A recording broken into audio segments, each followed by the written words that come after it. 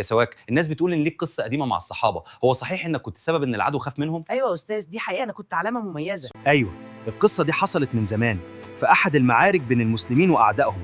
الصحابة قبل ما تبدأ المعركة وقفوا يتسوكوا. يتسوكوا يعني ينظفوا اسنانهم قبل الحرب؟ ايوه، لان السواك كان سنه مؤكده عن رسول الله صلى الله عليه وسلم، وكانوا يحبوا يقابلوا ربنا وهم في احسن حال. طيب العدو خاف ليه؟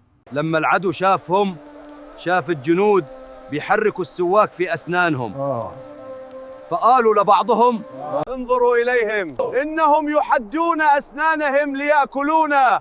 إنهم يحدون أسنانهم كالوحوش. يعني مجرد السواك خلاهم يفتكروا كده؟ ايوه، لان المسلمين كانوا واقفين بثبات، لا خوف لا تردد، ينظفون افواههم ويستعدون للمعركه بهدوء، فدخل الرعب في قلوب اعدائهم. سبحان الله.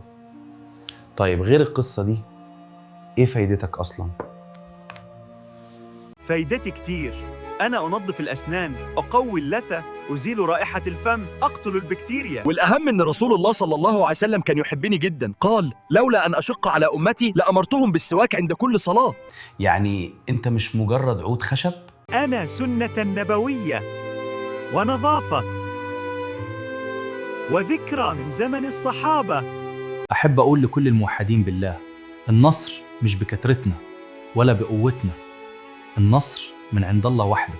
يوم الصحابة تمسكوا بسنة النبي صلى الله عليه وسلم ساعات، حتى في أبسط حاجة زي السواك. ربنا نصرهم وألقى الرعب في قلوب أعداء. ارجع لربنا، تمسك بالسنة وقرب قلبك معاه، ساعتها بس هتشوف النصر بعينك، مش في الحرب لكن في حياتك كلها.